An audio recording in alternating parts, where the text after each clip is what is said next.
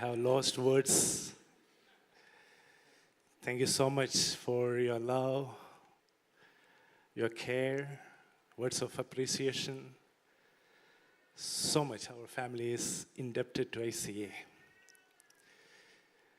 Saying goodbye to a family, it's always difficult. 2 days ago, we just said goodbye to our parents. We could see the emotions. And it's hard to say in words.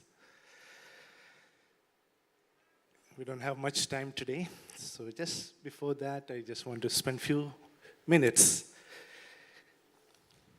to say thank you to ICA and want to take some names, especially to Pastor Ann. 2009, when we came, Jerusha was just 2 months old. I could hold like this. Now she's almost coming as tall as me and singing songs. Ever since we could meet Pastor Ann, and when I first went into ICA Church in the World Vision Auditorium, I saw a lady pastor from a traditional Orthodox Pentecostal church. It was kind of difficult to accept at that particular moment. But as we knew each other, build a relationship, we could see a woman of God, so dedicated, committed, passionate for God, and very obedient to God's directions. More than anything, a woman of grace. That really broke many of my mindset. And God gave the privilege in our lives to serve alongside with Pastor Ann. We are so thankful to her for all the guidance, care, love you have showered upon our lives. Also thankful to ICA board, Pastor Amira, Brother David, Brother Han, he's not here now, Pastor Ann. It's such a pleasure to work together. All wanted to just glorify God's name in whatever we do. So it was so wonderful to work together. So grateful to you, ICA board. Pastor Amira and Pastor Ernie, we always kind of jealous about them for their hospitality. They're so hospitable. Okay? We really wonder how a family can take so many guests and people who are in need and showing hospitality. We are talking, okay, when we move to the other place, we should start doing it. It's very so vital in Christian ministry. Thank you. Pastor Daryl and Pastor Kayo, so amazing to serve along with you. When I was studying in Bible school, in our apologetic subject, Pastor Daryl's book was one of our textbook. After many years serving alongside with the author who was studying, we were using as a textbook. Wow, wonderful. Thank you. Thank you for all the gifts God has given to you and the commitment and dedication. May I continue to use you and bless your family too. Pastor Emma, thank you for all those that heaven comes down moments in our lives at ICA and many other times as well. So grateful to you and your family. Pastor Saim, always smiling, a woman of prayer, always praying in spirit and with fire. Okay, so blessed to work along with you. Pastor Samuel and Pastor Hazel, thank you very much for blessing our lives and wonderful Bible already gave. Need to learn that language, but okay, moving forward in that direction. Thank you very much. Pastor Ben, Pastor Melly, thank you for all those beer hugs. Sometimes I felt, oh, my ribs are broken kind of feeling. Thank you for your love and care and the widest smiles as well.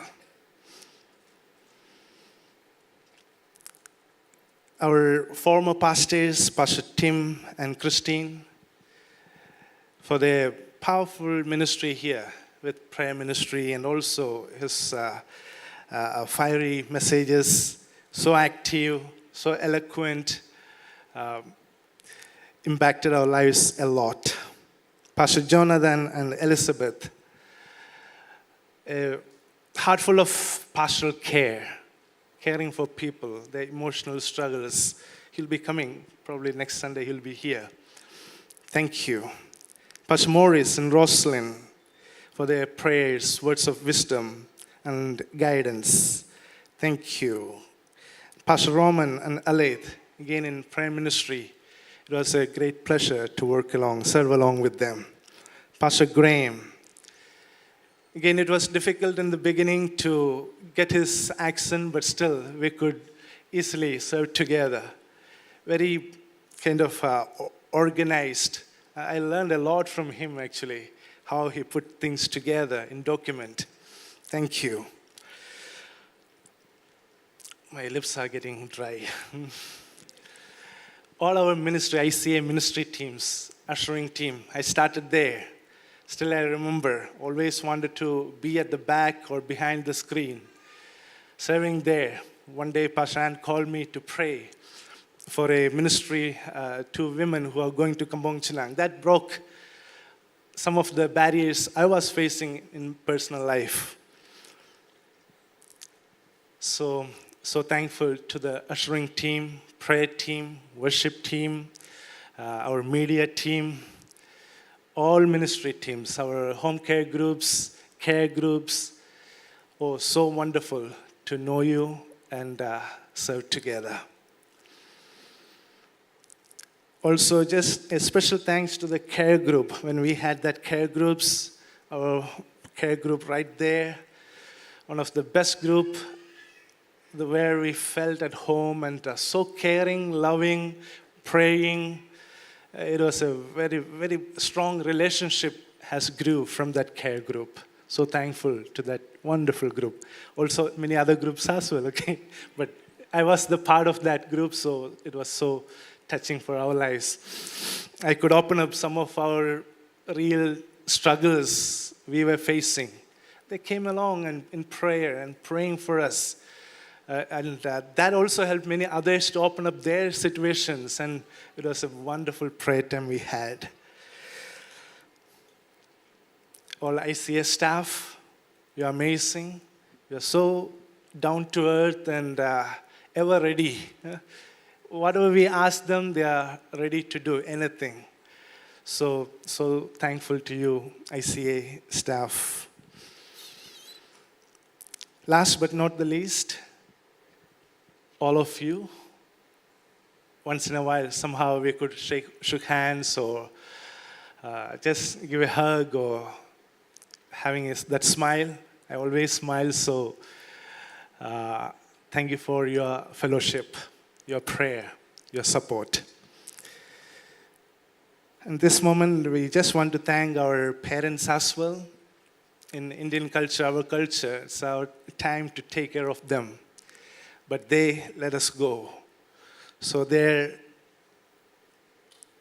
sacrifice, thank you, their sacrifice and also their commitment to God's ministry, His mission, we very much appreciate our parents from both sides. May God bless all of you.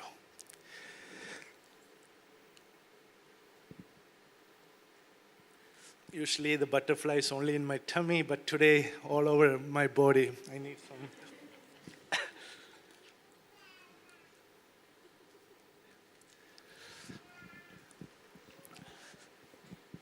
So as a last message, I was thinking what to share today. Years ago, when I was in Bible school, I was reading Bible cover to cover. A few words really touched my heart. And I want to share that one with you.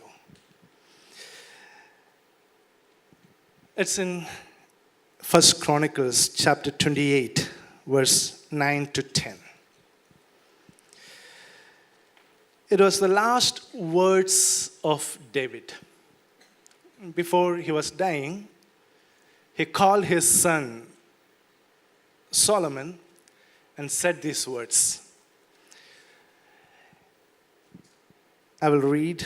And you, my son Solomon, acknowledge the God of your father and serve him with all-hearted devotion and with a willing mind.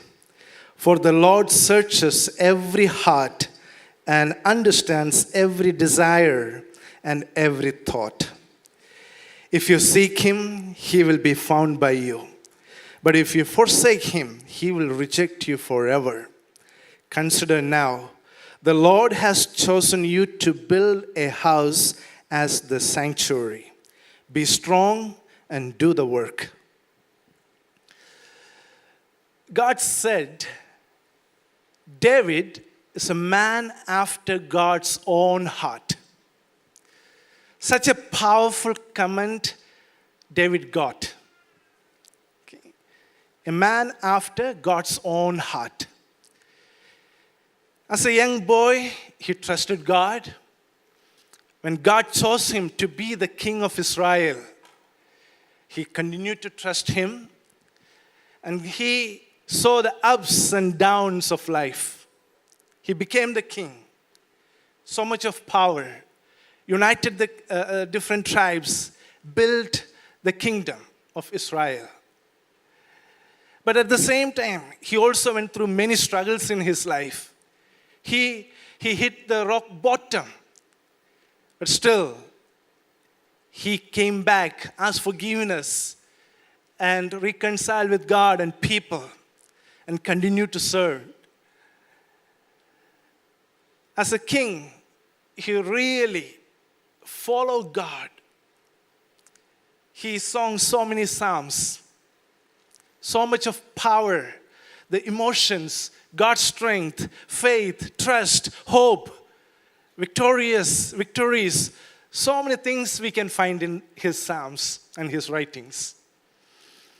A man who followed God's own heart. He is telling on his deathbed to his son. I believe that's one of the valuable template we can use in our life as a guide to live a purposeful, blessed Christian life. Whenever people, the last words are so important, right? So I believe this may be the last message for you from this pulpit for, I don't know, whenever we come back, maybe. But for time being, I don't know when it will be, but I feel this can be the last. But I want to give that with that emotion. How we can serve God and follow God as David followed God. Because his life, he experienced so many experiences, positives and negatives. At the end, he put everything together in these two words. So today, just want to talk about David's last words, our lasting guide. On his deathbed, he didn't say about the victories he had. He had so much of wealth, more than any other kings. He gathered so much of wealth. He didn't speak anything about it. Mostly that's the main thing people who are on deathbed will speak. And we call it will, right? Okay, this one, the fourth-story building goes to my oldest son, and this goes to my younger son, this goes to my daughter. But he didn't say anything about his wealth. He didn't say anything about his fame. But he just shared his spiritual legacy to his son Solomon. Just before that, so many things were happening. Another son was trying to become the king. But he knew Solomon must be the king or following his throne So he spoke to him. Next slide, please. First lesson we can learn from his last words: know God personally. David didn't say know about God, but he said know him. Knowing about God is different. Knowing God is different. It's very personal. If you read in Amplified Version, it reads like this: and you, Solomon, my son, know the God of your father, and in bracket, have personal knowledge of him, be acquainted with and understand him, appreciate, heed, and cherish him. Okay, all are personal experiences. Okay, personal knowledge about God. This is the foundation of a blessed life. It's not as a religion, but as a relationship. Know God personally. David knew God personally as his Savior. He was expecting. He put all his trust in him, knowing he is able and more than able. David trusted him completely because he knew he is in control of everything. He is the sovereign God. So in our life, make it personal. It is not enough to inherit faith. I'm born in a Christian family, but it doesn't matter. I need to own it for my own. Okay? Inheriting the faith, it's not enough, but we need to own it for ourselves. That's a personal relationship with Jesus. In Hebrew words, we don't have much time. It implies intimacy and the personal experience. Know the God of your Father. Are we walking with God out of our personal conviction or a borrowed belief? We heard our parents say, or someone else said about Jesus. But God's expectation is this: we need to have that personal conviction and personal relationship with God. Okay, in our life, keep that as a priority. I want to know my Jesus more than yesterday. In our prayers, ask that, God, I want to know you more. I want to know you more. That desire. David had it, and he wanted his son, the future king, to have it. Have that desire. I want to know my God more. Secondly, serve God wholeheartedly. God not only sees our actions, but also our motives, our desires, our sincerity on doing things. So it's not just doing. Okay, in front of people, we can act a lot. Okay, since we don't have much time, I don't want to tell the story which I thought of sharing. But acting is very easy. Many times I act here, showing, I don't have fear in front of, to speak to many. But it is not true. Inside, it's very difficult. Acting is possible, a bit of, okay? But people may look like that, okay, he's confident, okay. But when God sees, he can see my heart is kind of shivering. My hands inside every cell is shivering.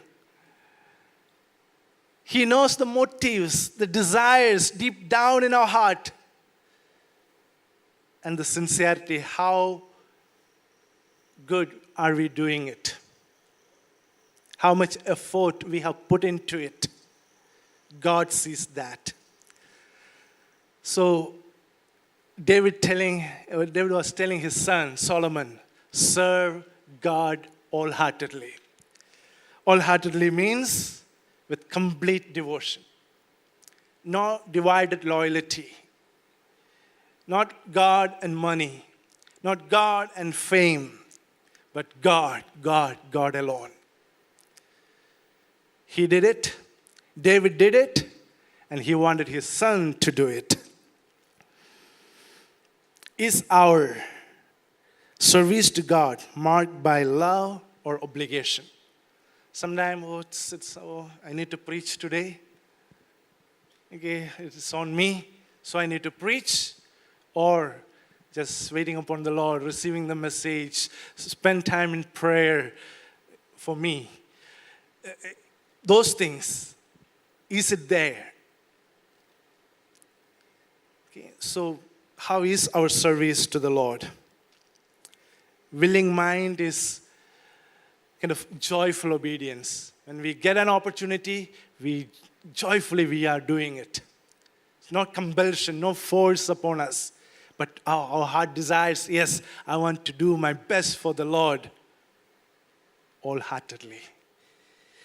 Thirdly, seek Him earnestly. It's a promise and also an invitation. God doesn't play hide and seek. Okay, we need to go. The other day, Joshua was playing hide and seek. Kids are playing. Somebody will be counting few numbers, and others will go and hide, and we need to search, find. No, God is not playing hide and seek, but He wants to be known.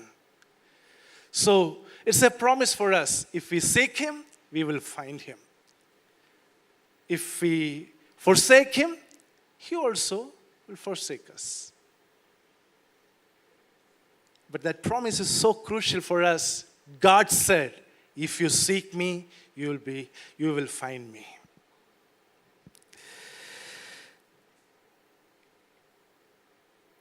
What are we seeking most in our life? Youngsters, you are here today, so just want to ask you, what are you seeking most in our life? Is it for the future partner? Or a better job? Or a better education?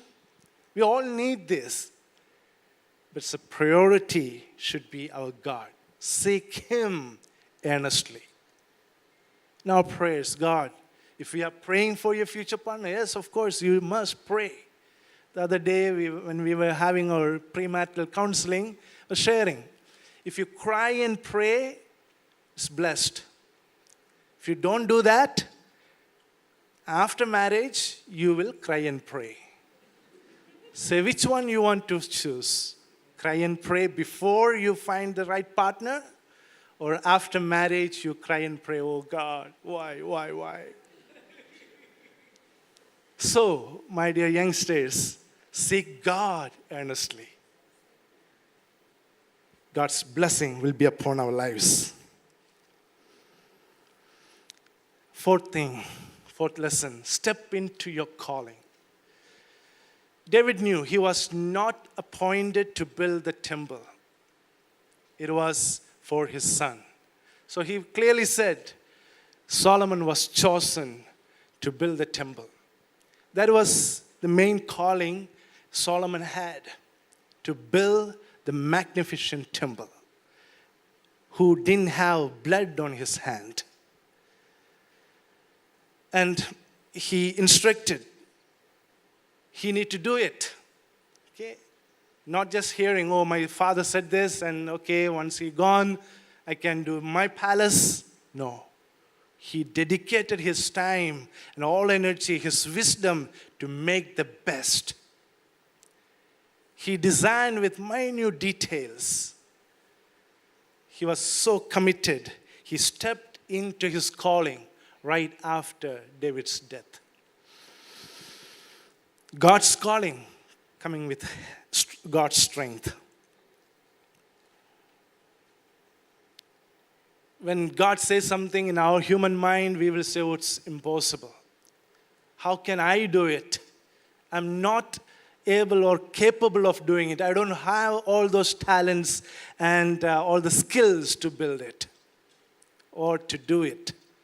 But whenever God calls, God gives us some instructions, He always strengthens us. In past 16 years, that's our testimony. We are not worthy or not very skillful to do many, many things we did before. But God strengthened and made our capabilities, He magnified our capabilities. I can't sing. Only once I have sung here at ICA. But God used me to build a music team. Can you imagine? We had wonderful ministry, a mobile music team which goes around different provinces, high schools, and singing songs, and they were doing amazing ministry. So it's not our abilities, but once we answer that calling, He just gives us the strength. That's the same thing with Solomon as well. David experienced it. He could just kill a lion and a bear. But God enabled him to kill Goliath. Okay, when two figures standing opposition, we always see, many call me Goliath when I go to the provinces. So tall, kind of not big size, but still. Many call Goliath. David was kind of boy. There is no comparison with a mighty warrior and a little boy. But with God's strength, David could kill Goliath, his enemy.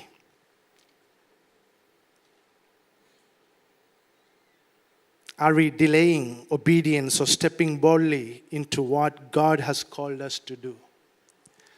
This is the same thing. We have in 16 years in Cambodia, it's like, settled kind of feeling. We have enough everything going well. But when God gave that kind of burden, when we prayed upon it, it was more clearer. And in January, it was more clearer, and we could see God is opening the doors. Again, there was a challenge to take that final decision. Should we or not? Probably this words was coming to my mind also. If God calls, He strengthens us. We just follow Him. So difficult to say goodbye. I feel it now because in the past I never felt like that, but with ICA I feel it. Finally, walk in obedience. Somehow I missed to put that Bible verse here in the bulletin. It is there in 1 Kings chapter 2, verse 2 to 4. There we can see walk in obedience. David was telling his son, walk in obedience. That also very crucial. Success is not measured by gold or glory, but by faithful obedience. Okay. And world will say, if we have a lot of money, millions of dollars in our bank account, people may say, oh, he is very successful.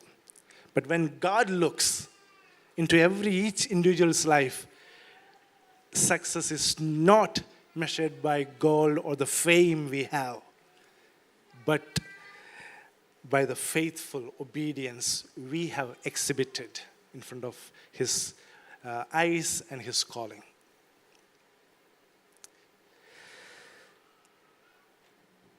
God provides all our needs. Prosperity flows from God, but that is not our aim. But what God asks us to do, we do.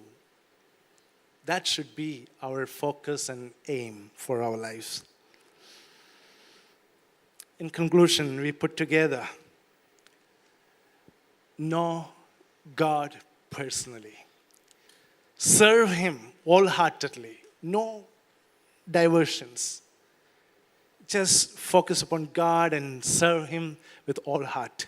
willing mind, with no pressure on us, but joyfully we just do for the Lord, not for the people. We may serve the people, but ultimately we are serving God to the people. Seek Him earnestly. Every moment of our life, for any direction, seek Him, seek God earnestly. Sometimes we pray a very regular prayer. Okay? It has power, but it has more power when we seek God earnestly. Okay? Earnestly. Step into God's calling. God has a purpose for each of your lives. Okay? There is no doubt on it. And all are different. Each one of them are different. We need to know what is God's purpose in my life.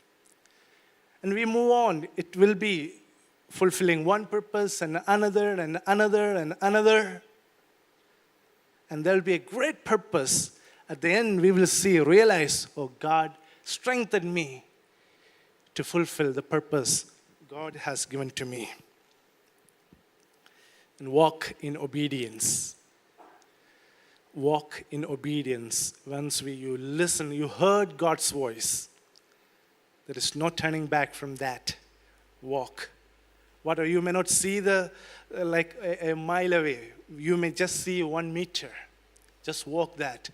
When you are there, you will see next meter or 2 meters ahead. Just walk in obedience. And God will honor us. And the final word to Solomon was this: be strong and do the work. Even if we have all these 5 desires in our heart, but still, when all the challenges comes, there are possibilities to kind of how, and why, all comes, and it may push us down. But David was saying his son, Solomon, be strong. Be strong and do the work. Focus on that, what God has given to you, do it. Don't worry about other things. Be strong. My dear brothers and sisters, this is the last word I want to tell you from this message. Be strong and do what God has called you to do in this nation. And God will bless us. God will use us. God will honor us. I never expected that video actually. It was, thank you media team for putting it together. Okay, we felt kind of touching. We could take something in our heart now. It's God God alone. Hope we remember these few words. David's final words, very powerful. He put all his life experience into those 2 verses. We can easily put it in practice because he did it, David did it. Many other men and women of God has done it. As children of God, we also can do it, but need to have that desire to live for Him, to honor Him. May God bless us.